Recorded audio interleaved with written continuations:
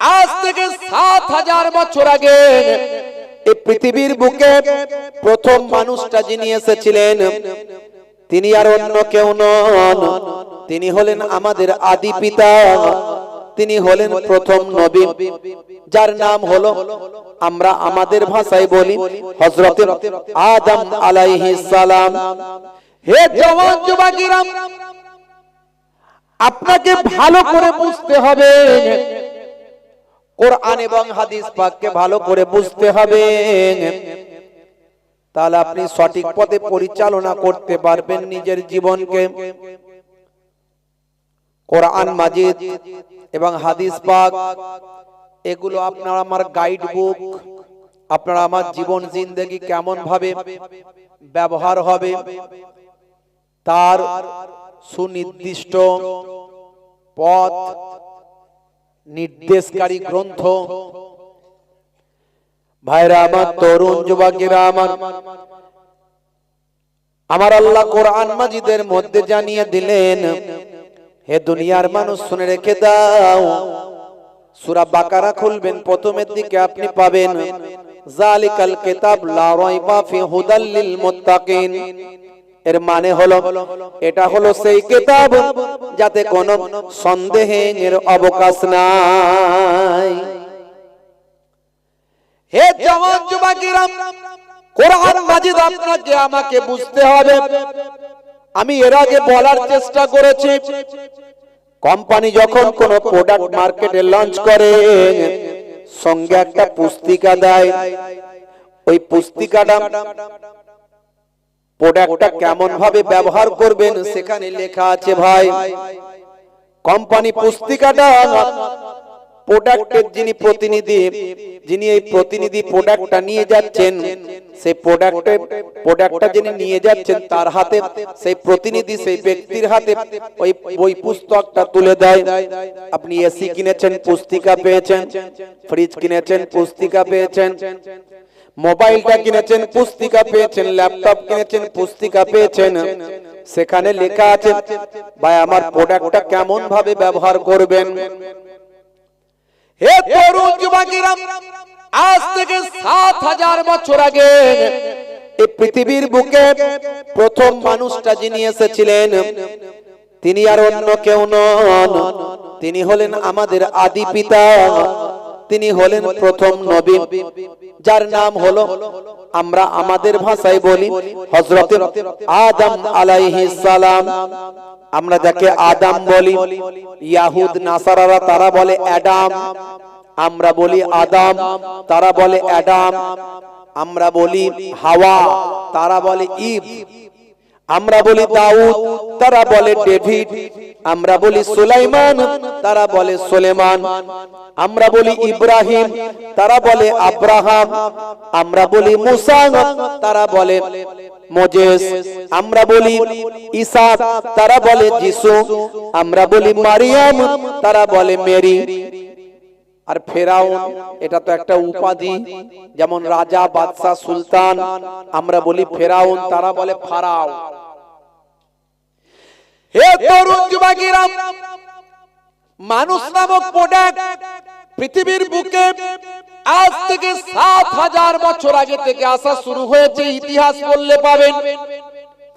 হে তরুণ যুবকেরা, হে আমার বন্ধুরা শুনে রেখে দেন, এই মানুষ নামক প্রোডাক্টটা পৃথিবীর বুকে কেমন ভাবে জীবন যাপন করবে মহান স্রষ্টা একটা পুস্তিকা দিলেন তাদের প্রতিনিধির কাছে, হযরত আদম আলাইহিস সালামের কাছে, আদম নবীর কাছে যে পুস্তকটা দেওয়া হলো সে পুস্তকটার নাম হলো সাহিফা।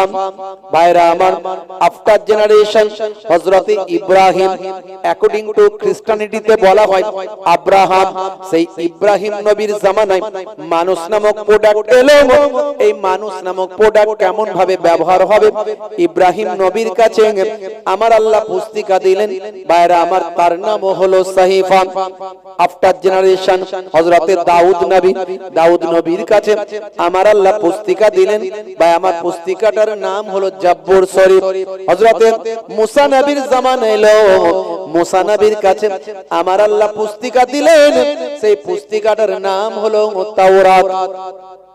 সর্বশেষ ঈসা নবীর কাছে, ঈসা নবীর সময় মানুষ নামক প্রোডাক্ট আল্লাহ তৈরি করলেন। এই মানুষ নামক প্রোডাক্টটা কেমন ভাবে ব্যবহার হবে, তার জন্য আমার আল্লাহ ঈসা নবীর কাছে একটা পুস্তিকা দিলেন। পুস্তিকাটার নাম হলো ইনজিল শরীফ। আফটার দেন, তারপরে সর্বশেষ আখিরি জামানার পয়গম্বর জনাবে মুহাম্মদ মুস্তাফা সাল্লাল্লাহু আলাইহি ওয়াসাল্লাম, যিনি হলেন জগতের শেষ নবী, যিনি হলেন শেষ নবী, আখিরি জামানার নবী, আখিরি জামানার পয়গম্বর। হে তরুণ যুবকেরা, হে আমার বন্ধুরা, ভাই আমার, তার সময়ে তিনি আসার পর থেকে কিয়ামত পর্যন্ত, প্রলয় কাল পর্যন্ত, পৃথিবীর এন্ডিং পর্যন্ত যত মানুষ আসবেন, এই সমস্ত মানুষের জন্য ভাই আমার এই মানুষ নামক প্রোডাক্ট কেমন ভাবে ব্যবহার হবে, তার জন্য মানুষের প্রতিনিধি হযরত মুহাম্মদ মুস্তাফা সাল্লাল্লাহু আলাইহি ওয়াসাল্লামের কাছে মহান স্রষ্টা একটা পুস্তক দিলেন। এই পুস্তকটার নাম হলো আল কোরআন। জোরে হবে না? হে তরুণ যুবকেরা, কোরআন শুধু মুসলমানদের জন্য নয়, প্রফেট শুধু মুসলমানদের জন্য নয়। এখানে আমরা ভুল করি, কিছু মানুষ নিজেদের বানিয়ে ফেলে। বিখ্যাত জিনিসগুলো কোনো ব্যক্তির বিশেষ থাকে না, কোন নির্দিষ্ট সম্প্রদায়, কোন জাতির, কোন ধর্মের মানুষের জন্য থাকে না। কোরআন মাজিদ শুধু মুসলমানদের জন্য নয়, ভালো করে বুঝবেন। যদি কেউ বলে কোরআন আমাদের, সে ভুল করছে। কোরআন সবার, কথা ঠিক না ভুল? অনেকে মনে করে কোরআন মাজিদ শুধু মুসলমানদের। যদি কেউ বলে প্রফেট মুহাম্মদুর রাসূলুল্লাহ শুধু মুসলমানদের, সে ভুল করছে। হে তরুণ যুবকেরা, যদি কেউ বলেন আল্লাহ শুধু মুসলমানদের না, আল্লাহ সবার, শুধু তাই নয়, আমি এখানে একটু যোগ করে দিই, বাইরে আমার, গঙ্গা জিতনা আপকা হ্যায় উতনা হি হামারা হ্যায়। গঙ্গা শুধু কি কোনো ভাইদের, কোনো হিন্দু ভাইয়ের, কোনো খ্রিস্টান ভাইয়ের, কোনো মুসলমানের, সবাই। গঙ্গা জিতনা আপকা হ্যায় উতনা হি হামারা হ্যায়। রবীন্দ্রনাথ ঠাকুর, মহান বিশ্বকবি, বলা হয় বিশ্বকবি রবীন্দ্রনাথ ঠাকুর, তিনি একজন হিন্দু সম্প্রদায়, সনাতনী সম্প্রদায়ের মানুষ। তা বল কি শুধু হিন্দুদের না, আমাদেরও সবাই। রবীন্দ্রনাথ ঠাকুর জিতনা আপকা হ্যায় উতনা হি হামারা হ্যায়। नजरुल इस्लाम जितना हमारा है उतना ही आपका है। माफ कीजिए, हिंदुस्तान जितना आपका है उतना ही हमारा है। এই সমস্ত মহান বিষয়গুলো কোন ব্যক্তি বিশেষ, জাতি বিশেষ, ধর্ম বিশেষ থাকে না। হে তরুণ যুবকেরা, হে আমার বন্ধুরা, শুনে রেখে দিন বাবা, জেনে রেখে দেন হে মুসলমান। কিন্তু কিছু আত্মকেন্দ্রিক মানুষ আছে, তারা সব নিজের নিজের করে ভাগ করে নেয়, আছে না নাই? আমেরিকার একজন ব্যক্তি ছিলেন নাসারাদের, তার নাম হলো টেরি জনস। ইন্টারনেটে আছে, দেখবেন, পাবেন। সালটা হলো 2011 সাল। হে তরুণ যুবকেরা, 2011 সালে মিস্টার টেরি জনস আত্মকেন্দ্রিকতার বশবর্তী হয়ে ইসলামের বিরুদ্ধাচরণ করে, কোরআন মাজিদের শত্রুতা করে, কোরআনের ব্যাপকতাকে না বুঝে, কোরআন সম্পর্কে সঠিক ধারণা না বুঝতে পেরে, কোরআন সম্পর্কে গবেষণা পড়াশোনা না করে, কোরআনের কয়েকটা লাইন, কয়েকটা বাক্য পড়ে কোরআন সম্পর্কে ভুল ধারণা তৈরি করে। বারবার বলেছিল কোরআন মাজিদ আমি ঈদের দিনে পুড়িয়ে দেব, ঈদের দিনে কোরআন মাজিদ আমি পুড়িয়ে ফেলবো। পৃথিবীর 200 কোটি মানুষ কন্টিনিউয়াসলি কোরআন মাজিদ ফলো করে। এছাড়া পৃথিবীর কোটি কোটি মানুষ কোরআন মাজিদ ভালোবাসে, পড়াশোনা করে, অধ্যয়ন করে, শ্রদ্ধা করে, সম্মান করে। হে তরুণ যুবকেরা, সেই কোরআন মাজিদ মিস্টার টেরি জনস বলেছিল আমি পুড়িয়ে ফেলবো। বাংলাদেশের একজন আমার হিন্দু ভাই, ইন্টারনেট সার্চ করবেন, তথ্য ভুল করলে আমাকে ধরিয়ে দেবেন, ক্ষমা চেয়ে নেব। বাংলাদেশের একজন হিন্দু ভাই, নাম হলো মিস্টার নকুল কুমার বিশ্বাস।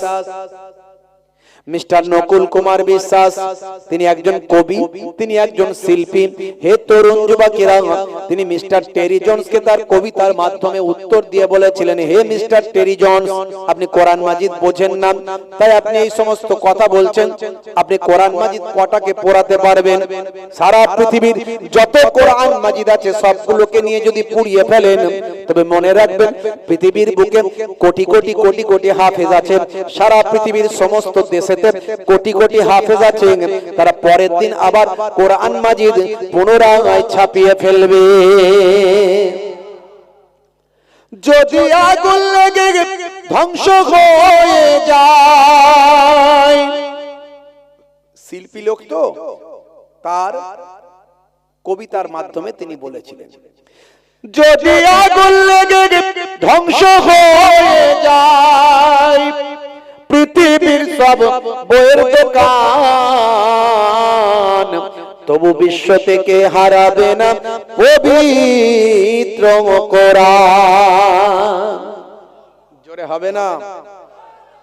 করবে কেমন করে কোরআন ধ্বংস আগুনের তেজ, করবে কেমন করে কোরআন ধ্বংস আগুনের তেজ, আছে বিশ্বে ভরা অগণিত কোরআনে হাফেজ।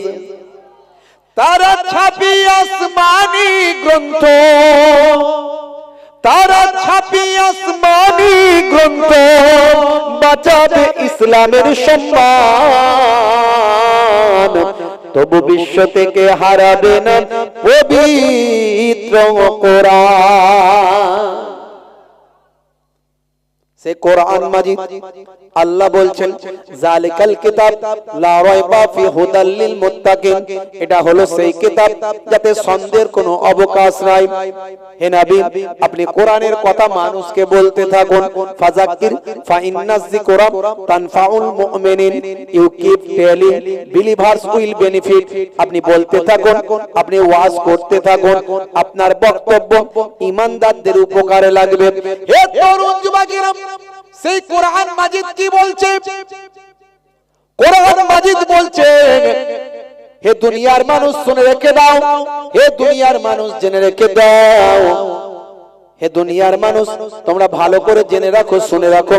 হে মুসলমান, হে ভাইরা আমার, তরুণ যুবকেরা আমার, কোরআন মাজিদ বলছে, আমি মানুষের জন্য সবকিছু সৃষ্টি করেছি। সবকিছু কার জন্য সৃষ্টি হয়েছে? মানুষের জন্য। বলেছেন কে? আল্লাহ। বলছে না মুসলমানদের জন্য, বলছে না হিন্দু খ্রিস্টান জৈন বৌদ্ধের জন্য, বলছে মানুষের জন্য। কোরআন মাজিদ মানুষের কথা বলেছে।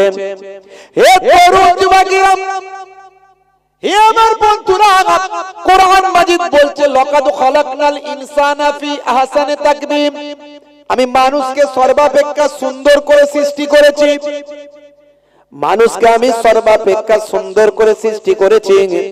হে তরুণ যুবকেরা, মানুষকে আল্লাহ সর্বাপেক্ষা সুন্দর করে সৃষ্টি করলেন।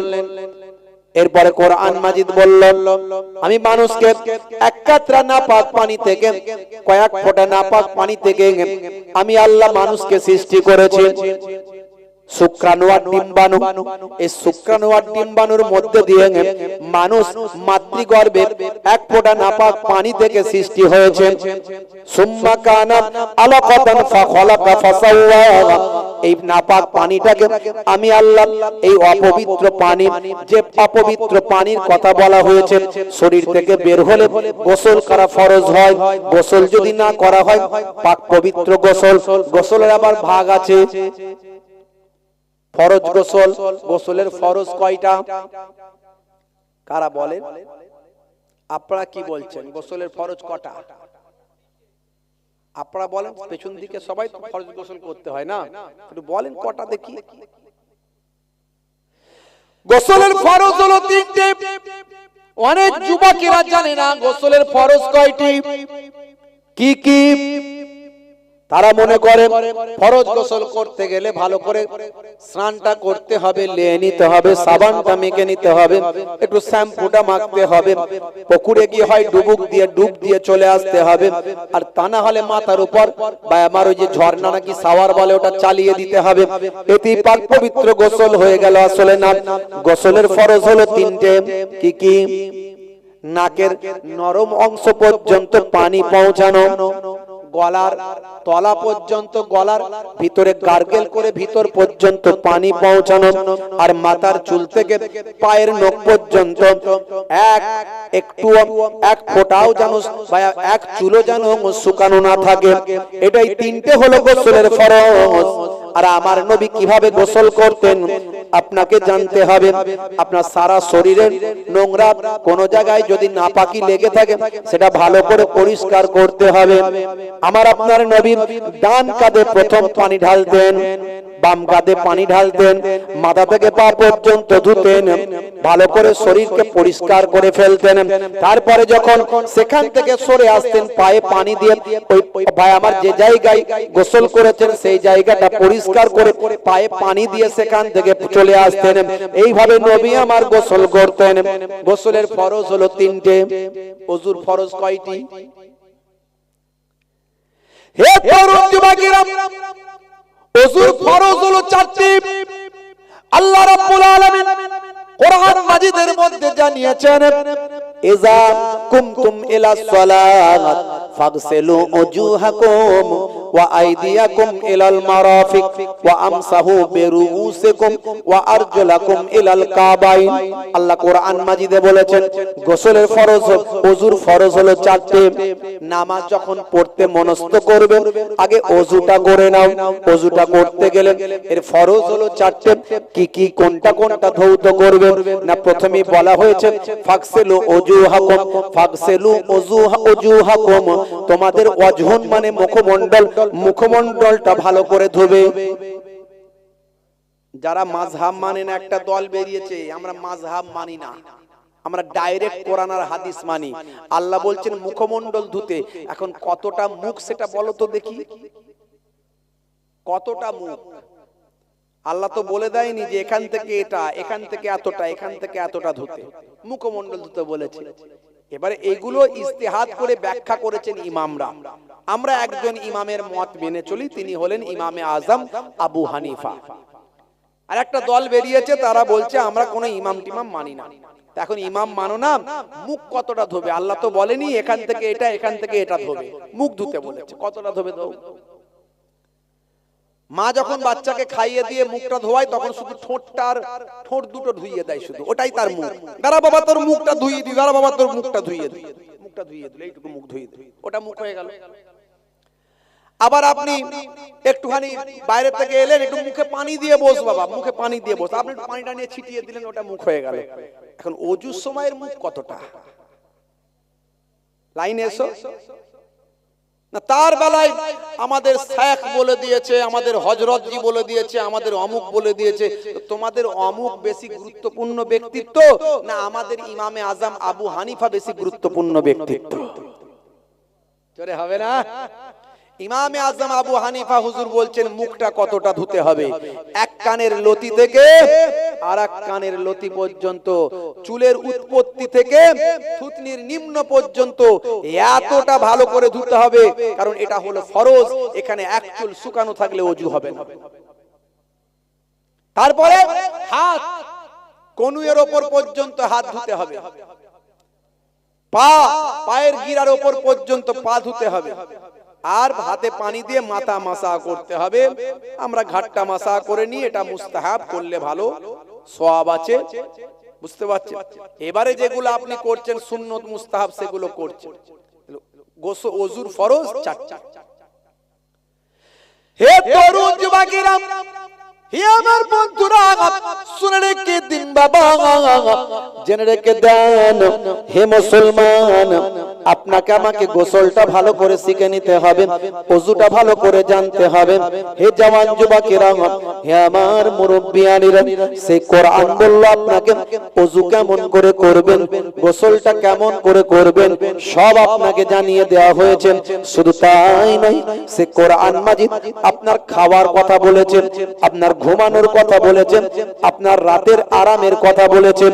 হে জওয়ান যুবকেরা, হে আমার মুরব্বিয়ানেরা, শুনে রেখে দিন বাবা, জেনে রেখে দেন। সে কোরআন মাজিদ আপনাকে আমাকে বলে দিয়েছে সূরা নাবা খুলুন। সূরা নাবা খুললে আপনি পাবেন কিভাবে আপনি জীবন যাপন করবেন, কিভাবে আপনি বা আমার আল্লাহ রাব্বুল আলামিন আপনার আমার ক্ষেত্রে সব হিসাব করে বলে দিয়েছেন। কোরআন মাজিদ সূরা নাবা খুললে আপনি পাবেন সূরা নাবার 8 নম্বর আয়াতে আল্লাহ বলছেন, ওয়া খালাকনাকুম আজওয়াজা, আমি তোমাদেরকে সৃষ্টি করেছি জোড়ায় জোড়ায়। 9 নম্বর আয়াতে বলছেন, ওয়াজআলনা নাওমাকুম সুবাতা। হে তরুণ যুবকেরা, আল্লাহ বলছেন তোমাদের নিদ্রাকে করেছি বিশ্রামদায়ী, তোমাদের নিদ্রাকে আমি বিশ্রামদায়ী বানিয়েছি। 10 নম্বর আয়াতে আল্লাহ বলছেন, ওয়াজআলনাল লাইলা লিবাসা। জোরে হবে না? রাতকে তোমাদের জন্য আবরণ করেছি, পোশাক বানিয়ে দিয়েছি। পোশাক আমাদের শরীরে লেগে থাকে, পোশাক আমাদের শরীরে লেগে থাকে। রাতটাকে তোমাদের জন্য আমি এমন পোশাক বানিয়েছি যেন তোমাদের শরীরে পোশাকের ন্যায় রাতটাকে লাগিয়ে রাখো। অর্থাৎ রাতের বেলা অন্ধকারটাকে তোমাদের ভাই আমার শরীরের সঙ্গে পোশাকের মতো আবরণ বানিয়ে নাও, পোশাকের মতো বানিয়ে নাও। অর্থাৎ রাতের বেলা যখন ঘুমাবে তখন তুমি অন্ধকারে ঘুমিয়ে থাকবে। ভালো করে বুঝবেন, এই আয়াতের ব্যাখ্যা একেবারে ডাইরেক্ট কোরআন মাজিদ 1450 বছর আগে বলছেন। আমি একটার পর একটা লাইন নিয়ে অনেক ব্যাখ্যা দিতে পারি, কিন্তু সময় বেশি নাই, ছোট ছোট করে বলবো, একটু বুঝে নেবেন। বাইরা আমার আল্লাহ বললেন, ওয়াজআলনাল লাইলা লিবাসা। লিবাস মানে হলো পোশাক। হে তরুণ যুবকেরা, হে আমার বন্ধুরা, আজ থেকে 1500 বছর আগে কোন ভাই আমার গবেষণা কেন্দ্র ছিল না, কোন রকম নাসা ছিল না, কোন রকম ইসরো ছিল না, কোন রকম প্যাথোলজি ছিল না, কোন রকম ভাই আমার আল্ট্রাসাউন্ড ছিল না, কোন ইকো মাইক্রো ভাই আমার কোন রকম ইসিজি, কোন রকম ভাই আমার যে সমস্ত যন্ত্রপাতি, এই সমস্ত আবিষ্কার 1450 বছর আগে হয়নি বাবা। সেই সময় আল্লাহ বললেন, রাতকে তোমাদের জন্য পোশাক বানিয়েছি, রাতটাকে তোমাদের পোশাকের মতো ব্যবহার করো। তার মানে পোশাক যেমন শরীরে লাগানো থাকে, রাতের অন্ধকারটাকে শরীরের সঙ্গে লাগিয়ে নাও। তার মানে রাতের বেলা তুমি অন্ধকারে এর ভিতর রাতটা কাটাও। আর কোরআন মাজিদ এই কথা বলল, হাদিস পাক একেবারে ডাইরেক্ট বলে দিল। আপনার আমার নবী সোনার জবানে আরো ব্যাখ্যা করে দিলেন। ভাই আমার হাদিস নাম্বার বুখারী শরীফ 5624 নাম্বার হাদিস। হে তরুণ যুবকেরা, মুসা ইবনে ইসমাঈল حدثنا حمام عن عطاء عن جابر أن رسول الله صلى الله عليه وسلم قال أطفئوا المصابيح إذا رقدتم। জোরে হবে না? আল্লাহর নবী বলেন, যখন তোমরা ঘুমাতে যাবে, নবী বলেন যখন তোমরা ঘুমাতে যাবে তখন বাতিটা আলোটা বন্ধ করে দাও। হে তরুণ যুবকেরা, আজ থেকে 1500 বছর আগে দয়ার নবী বললেন, ঘুমের সময় লাইট বন্ধ করো, বাতি বন্ধ করো, আলো নিভিয়ে দাও, বন্ধ করে দাও। 1500 বছর পর সায়েন্স গবেষণা করলো, ভাই আমার দোস্ত আমার স্বাস্থ্য বিশেষজ্ঞরা গবেষণা করছেন। ভাই আমার গবেষণা করে দেখা যায় মাথা থেকে 5 ধরনের হরমোন নিঃসৃত হয়। মাথা থেকে 5 ধরনের হরমোন নিঃসৃত হয়। তার মধ্যে ঘুমের সময় গভীর ঘুমে যখন মানুষ আচ্ছন্ন থাকে তখন মাথার পেছন সাইড দিয়ে একটা গুরুত্বপূর্ণ হরমোন নিঃসৃত হয়। আর এই হরমোনটা নিঃসৃত হওয়ার জন্য আলোটা অন্ধকার করা চাই, ঘরটা অন্ধকার করা চাই, লাইটটা বন্ধ করা চাই। গভীর ঘুমের মধ্যে যখন আচ্ছন্ন থাকে অন্তত ঘুমের 2 ঘন্টা পর লাইট যদি বন্ধ থাকে, আলো যদি বন্ধ থাকে, চোখ ব্রেনকে ইন্ডিকেট করে, সাইলেন্ট দেয় বা আমার সাউন্ড দেয়, আওয়াজ দেয়, বুঝিয়ে দেয় যে আলো বন্ধ আছে। এমন সময় মাথার পেছন সাইড থেকে এক ধরনের হরমোন নিঃসৃত হয়, যে হরমোনটার নাম হলো মেলাটোনিন। এই মেলাটোনিন হরমোনটা নিঃসৃত হয়ে আপনার আমার ব্লাডের সঙ্গে, রক্তের সঙ্গে মিশে যায়। আর এই হরমোনটা বের হয়ে আপনার আমার শরীরকে ক্যান্সার থেকে প্রতিরোধ করে। জোরে হবে না? জোরে হবে না? ক্যান্সারের মতো ভয়ঙ্কর রোগ থেকে শরীরকে প্রতিরোধ করে মেলাটোনিন হরমোন। আমি বলছি না, মেডিকেল সায়েন্স বলছে। যত সায়েন্সের ডেভেলপ হবে, যত বিজ্ঞানের গবেষণা বাড়বে, তত কোরআন মাজিদকে বুঝে নেওয়া আরো সহজ হবে। আমি এর আগে অনেক উদাহরণ দিয়েছি। তবে বিজ্ঞানের গবেষণা পরিবর্তনশীল, বিজ্ঞানের গবেষণা পরিবর্তনশীল। আজকে যে বিজ্ঞানী গবেষণা করছেন, আগামী দিন কোন বেটার বিজ্ঞানী আসবেন, এসে বলবেন আগের থিওরিটা ভুল ছিল। এরকম এর আগে অনেক ঘটেছে। কথা ঠিক না ভুল? এখনো মাঝে মাঝে দেখবেন ভাই আমার অনেক গবেষণায় গন্ডগোল হয়ে যায়। আবহাওয়া দপ্তর তো মনে হয় সম্ভবত বলেছিল এই দিন 3 কি চলবে, নিম্নচাপ চলবে, তাই তো নাকি? এরকমই খবর আছে তো নাকি? প্রথম একদিন নিম্নচাপ হলো বটে, অল্প স্বল্প হলো, তারপরের দিন থেকে রৌদ্র। সবই আল্লাহর ইচ্ছা। তারা তাদের যন্ত্রপাতি দিয়ে দেখে বলেন, যতটুকু দেখতে পান তারা ঠিকই বলেন, কিন্তু আমার আল্লাহ কখন কোন দিকে কি করে দেবেন কেউ জানে না। হে তরুণ যুবকেরা, হে আমার বন্ধুরা, শুনে রেখে দিন বাবা, জেনে রেখে দেন। অনেক উদাহরণ আমি দিয়েছি, এর আগে অনেক কথা আমি আপনাদের মাঝখানে বলেছি। বাপ হে মুসলমান, একটুখানি শুনে রেখে দেন। দয়ার নবী যা বললেন আজকের যুগে সব বিজ্ঞান আর বাস্তবতায় প্রমাণিত হয়। 1450 বছর আগে আল্লাহর কোরআন যা বলেছে আজকের যুগে বিজ্ঞান আর বাস্তবতায় প্রমাণিত হয়। 1450 বছর আগে দয়ার নবী বললেন, হে দুনিয়ার মানুষ শুনে রেখে দাও, তোমরা যখন পেচ্ছাপ করবে অবশ্যই বসে পেচ্ছাপ করো আর পেচ্ছাপ করে পবিত্র হও। আজকের স্বাস্থ্য বিশেষজ্ঞরা বলছেন পেচ্ছাপের মধ্যে জীবাণু থাকতে পারে, তাই পেচ্ছাপের ওই জীবাণুটা যদি শরীরে লাগে স্বাস্থ্যের জন্য ক্ষতি হতে পারে। পোশাকে লাগলে সেখান থেকে ভাইরাস তৈরি হতে পারে, শরীরের জন্য ক্ষতি হতে পারে। নবী বলেছেন পেচ্ছাপ করে ধৌত হতে, এটা সত্য কথা বলেছেন, ঠিক বলেছেন। শুধু তাই নয়, বসে পেচ্ছাপ করার এই কথাকে আজকের বিজ্ঞানীরা স্বীকৃতি দিচ্ছেন। তারা বলছেন বসে পেচ্ছাপ করলে আমাদের শরীরে যে ভাই আমার একটা ইউরিনাল ড্রাম আছে, এই ড্রামে প্রেসার পড়ে, এই ড্রামে প্রেসার পড়ার কারণে স্মুথলি ইউরিনটা ক্লিয়ার হয়ে যায়। আর দাঁড়িয়ে দাঁড়িয়ে করলে হতে পারে মেবি কয়েক ফোঁটা ইউরিন ড্রামে রয়ে যায়, মেবি হতে পারে, হতে পারে। মুসলমানের ছেলে এখন শাহরুখ খানের ভক্ত আছে না নাই? সলেমান খানের ভক্ত আছে না নাই? জিন্সের প্যান্ট, স্কিন টাইট গেঞ্জি। আচ্ছা, জিন্সের প্যান্ট যারা পরে তারা কি দাঁড়িয়ে দাঁড়িয়ে বসে বসে পেচ্ছাপ করতে পারবে না? যেখানে ট্যাঙ্ক ভর্তি হবে সেখানেই কল চালিয়ে দেবে। কথা ঠিক না? যেখানেই ট্যাঙ্ক ভর্তি হবে সেখানেই কল চালিয়ে দেবে। ও বসতে গেলে তো বিপদ আছে, পারবে না বসতে। হ্যাঁ, শাহরুখ খানের ভক্ত, সালমান খানের ভক্ত। আজকালকার পোলা দেখো সঠিক পথে চলে না, পিতামাতা গুরুজনের কথা তারা শোনে না।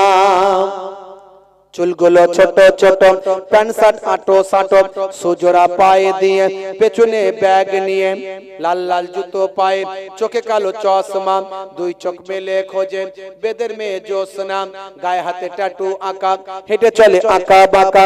কাছে গেলে দেখা যায় সুস্থ ছেলে না, কাছে গেলে দেখা যায় সুস্থ ছেলে না, তিরঙ্গার দুর্গন্ধে টেকা যায় না, তিরঙ্গার দুর্গন্ধে টেকা যায় না। আজকালকার পোলা দেখো সঠিক পথে চলে না, পিতামাতা গুরুজনের কথা তারা শোনে না।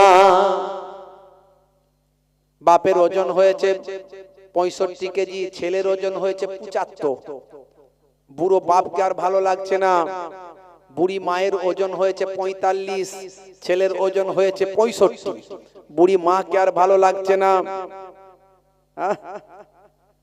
আল্লাহ বললেন, হে দুনিয়ার মানুষ শুনে রেখে দাও, ওয়াসাইনাল ইনসানা বিওয়ালিদাইহি ইহসানা।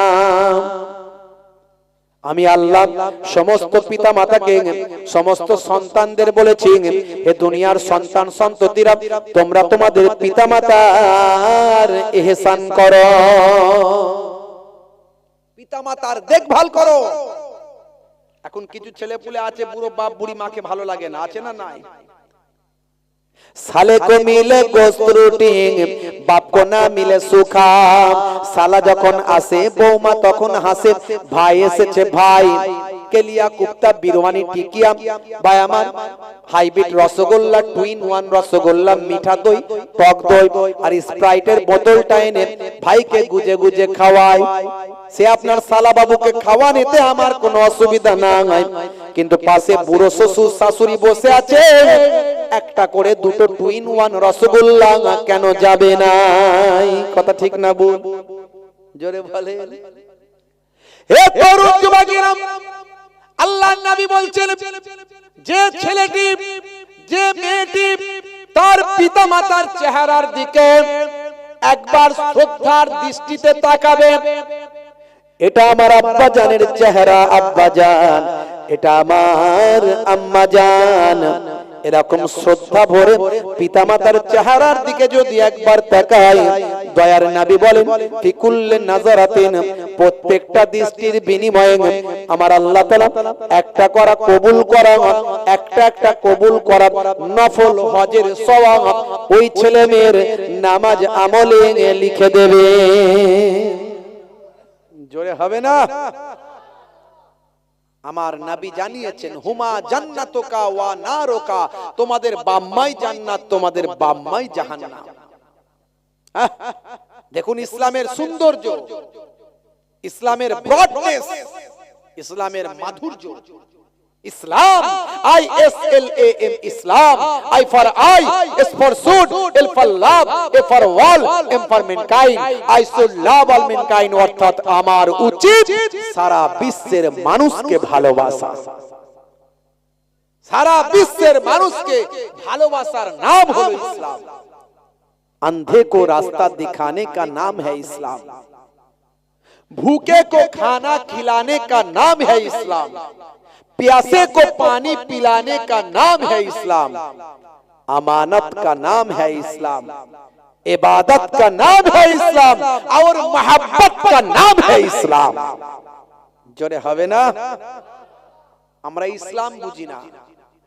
মুসলিম তুমি নামে হলে আজ কামে হলে না ভাই, মুসলিম দেখো অপরাধে লিপ্ত কেন হয়?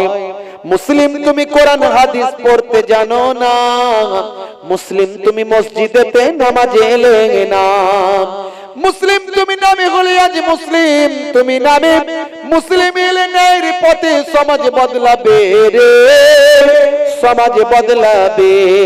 মুসলিম তুমি নামে হলে আজ কামে হলে না ভাই, মুসলিম দেখো অপরাধে লিপ্ত কেন হয়? বমে বারুদে নিসার তালাই হবে না কারো সাথী, বমে বারুদে নিসার তালাই হবে না কারো সাথী, সালাউদ্দিন আর তাগুলির তুমি যে উত্তরসূরি। ব্যঙ্গ কার্টুনে ব্যঙ্গ সিনেমায় নবীর সম্মান কমে না, ব্যঙ্গ কার্টুনে ব্যঙ্গ সিনেমায় নবীর সম্মান কমে না, গুগল সার্চে সেরা মনীষী খুঁজে দেখো না। জোরে হবে না? আর জোরে হবে না? গুগল তো আমার আপনার বাপ দাদুর তৈরি করা জিনিস নয়, ও পাশ্চাত্যের বিদেশীদের তৈরি করা, কোন মুসলমানের তৈরি করা নয়। সে গুগলে গিয়ে আপনি লিখুন, who is the greatest person in the world, Google আপনাকে অ্যানসার দেবে greatest person in the world of prophet মুহাম্মদুর রাসূলুল্লাহ সাল্লাল্লাহু আলাইহি ওয়াসাল্লাম। এনসাইক্লোপিডিয়া বিশ্বকোষ, সেই বিশ্বকোষের রাইটার বলছেন মুহাম্মদ সাল্লাল্লাহু আলাইহি ওয়াসাল্লাম has been the most practical and most successful of all prophets. জোরে বলুন সুবহানাল্লাহ। ভাইরা আমার, মাইকেল হার্ট, এর আগে আমি বলেছি, তিনি একটা গ্রন্থ রচনা করেছেন পৃথিবীর সেরা সেরা মনীষীদের নিয়ে, প্রথম সারির ব্যক্তিত্বদের নিয়ে একটা দা 100 জন মনীষীদের বায়োগ্রাফিক্যাল অ্যাকাউন্ট, তিনি তাদের বায়োডাটা, তাদের শর্ট লাইফ হিস্ট্রি তুলে ধরেছেন। সেখানে 100 জন মনীষীদের নাম তিনি লিপিবদ্ধ করেছেন। এক নম্বরে চিন্তা করলেন কার নাম দেব। তিনি ভাবলেন, ভাবতে ভাবতে পেয়ে গেলেন 1450 বছর আগে যে ব্যক্তি পৃথিবীর মাটিতে এসেছিলেন, যা বলে গেছেন আজও সেটা প্রাসঙ্গিক। সেই মহান ব্যক্তি হলেন হিজ প্রফেট মুহাম্মদুর রাসূলুল্লাহ। এক নম্বরে সেই নবী পাকের নামটাই লিপিবদ্ধ করে দিলেন, মাইকেল হার্ট। আপনি খুলে দেখুন, ইন্টারনেট সার্চ করুন, পেয়ে যাবেন ইনশাআল্লাহ। ভাইরা আমার, সেই নবীর শিষ্য আমরা আজকে বেনামাজি, বেরোজাদার, মদখোর, তারিখোর, গেজাখোর, সুদখোর, জিনাখোর, ব্যভিচারখোর, সেই নবীর শিষ্য আমরা কি করে হতে পারি? নবীর দরবারে দাঁড়াতে পারবো?